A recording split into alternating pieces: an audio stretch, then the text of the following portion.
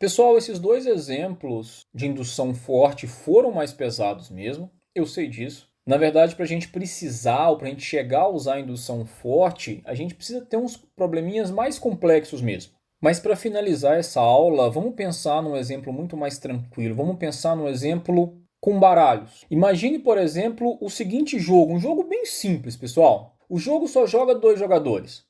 E aí os dois jogadores eles se alternam para remover qualquer número de cartas que eles pegam a partir de dois montes de cartas de baralho. Então, pessoal, imagina que o meu monte de cartas é o monte amarelo e o monte de cartas azul é o seu monte de cartas. Vamos jogar à distância nesse ensino remoto. Entenda, pessoal, nós temos montes de cartas diferentes e aí o que eu posso fazer é simplesmente tirar uma quantidade qualquer de cartas do meu monte. E aí é sua vez e você pode tirar uma quantidade qualquer de cartas do seu monte. Pessoal, esse exemplo também funciona se eu pegar ou retirar cartas do seu monte e vice-versa, mas para simplificar eu tenho meu monte, você tem seu monte. Quem ganha o jogo? Quem tira a última carta ganhou o jogo. Joguinho bem fácil, dá para brincar com os primos. Outro detalhe, as duas pilhas ela têm o mesmo número de cartas inicialmente. Pode ter qualquer quantidade de cartas, mas ambas começam com o mesmo número de cartas. O que eu quero fazer é provar para vocês que o segundo jogador sempre ganha o jogo. Quer dizer, tem uma maneira que a gente vai provar aqui do segundo jogador sempre ganhar esse jogo, né? Se ele souber essa maneira aqui. Por isso que é bom de jogar com primo, principalmente se for mais novo, e ganhar sempre dele. Claro.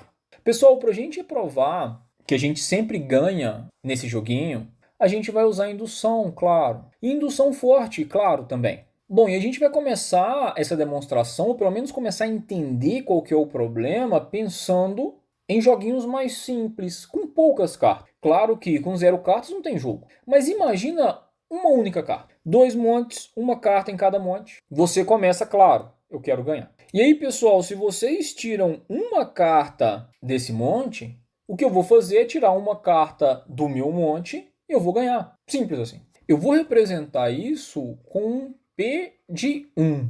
Quer dizer, o predicado P está dizendo que eu ganho se eu começar depois e aqui ambos os montes têm uma carta. Conseguem perceber? A gente já sabe ganhar desse jeito. Mas o que acontece então se tivessem duas cartas? Uai, se tiver duas cartas, você tem duas possibilidades. Se você tirar duas cartas, eu tiro as minhas duas cartas também. Como a última carta veio junto com as duas que eu tirei, eu ganhei. Mas você pode ser mais esperto que isso e tirar uma única carta. E aí eu tiro uma carta, você tira uma carta, eu tiro uma carta, eu ganhei de novo de você. Como não tem outra possibilidade, com duas cartas eu ganho também. 3 cartas. Com 3 cartas, tem mais possibilidades. Ou você tira 3 cartas, eu tiro 3 cartas e eu ganho. Ou você tira 2 cartas, eu tiro 2 cartas. Você tira uma carta, eu tiro uma carta, eu ganho. Ou você tira uma carta, eu tiro uma carta. Você tira 2 cartas, eu tiro 2 cartas, eu ganho. Ou você tira uma carta, eu tiro uma carta, tira uma carta, tira uma carta. Você tira uma carta, eu tiro uma carta, eu ganho. Percebem que, mesmo tendo várias possibilidades, com 3 cartas eu consigo ganhar em todas as possibilidades? E com 4? Pessoal, não sei se já perceberam, mas tem um padrão acontecendo aqui. Na verdade, com 4 cartas, o que vai acontecer? A primeira possibilidade é você tirar uma única carta. Mas se você tirar uma única carta, eu tiro uma única carta também. Por quê? Porque se você tira uma, eu tiro uma, a gente volta para esse cenário daqui, aonde a gente vai começar um jogo com 3 cartas em cada monte, você começa. E esse jogo eu já sei ganhar ele.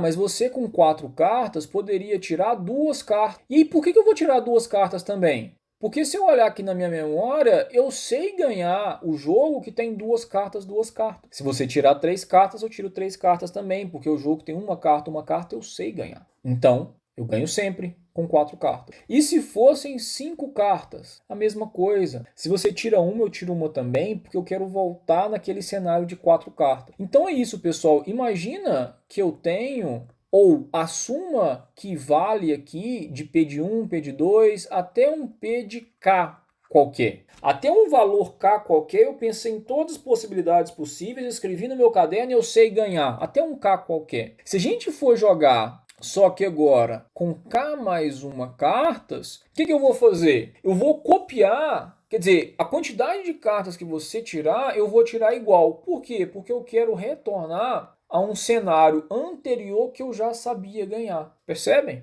E é isso que a gente vai fazer então.